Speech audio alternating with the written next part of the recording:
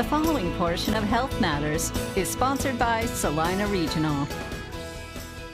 The average woman in the United States has a 13% chance of developing breast cancer at some point during her lifetime.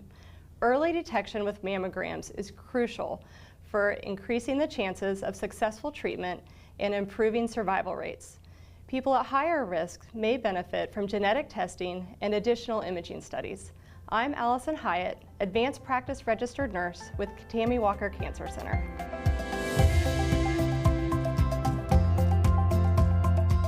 Well, Alison, welcome to the show. Thank you. We're going to be talking about breast cancer awareness for Breast Cancer Awareness Month of October. I know the screenings for mammograms can be somewhat confusing, so why don't you kind of share what your recommendations are? Sure, absolutely. And the reason it's confusing are there's various medical societies that all have slightly different recommendations. And in the oncology world, we follow the National Comprehensive Cancer Network NCCN guidelines. Those recommend still starting mammograms at the age of 40 and continuing annually until about the age of 75. Sometimes later if somebody's in really good health and life expectancy still exceeds 10 years. Now, people that are at higher risk for breast cancer, whether it's because they have the BRCA gene mutation or strong family history, that screening will start younger and will also likely include other imaging studies like breast MRI. It's also important to talk about your risk and for prevention. I know lifestyles can have an effect on that. Why don't you talk about some of those factors? Yeah, absolutely. And even though we a lot of times don't know the cause behind breast cancer, there are some lifestyle modifications that can be helpful. One of the biggest one is limiting alcohol consumption. So for a female, even drinking one alcoholic beverage a day can actually increase risk of breast cancer by 7 to 10%. Physical activity is another one. We should all be getting at least 150 minutes of moderate activity weekly, like brisk walking.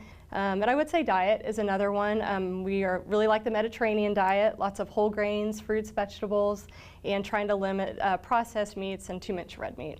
Okay. I know you had mentioned the genetic aspect of it earlier.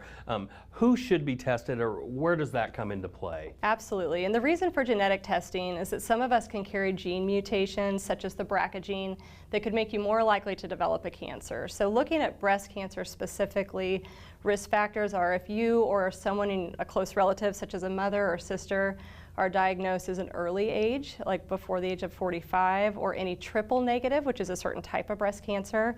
Sometimes we forget about our men, but men have breast tissue also, and anyone with a male breast cancer should be tested.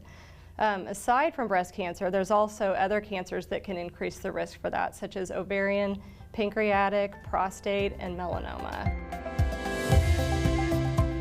Well, Alison, thank you so much for coming on the show.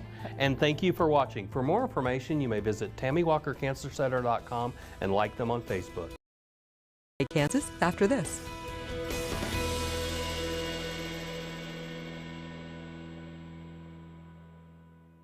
The preceding portion of Health Matters is sponsored by Salina Regional.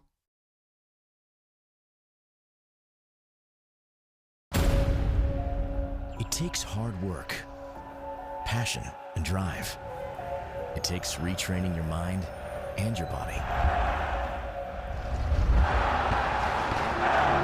But once you do, you can't be stopped.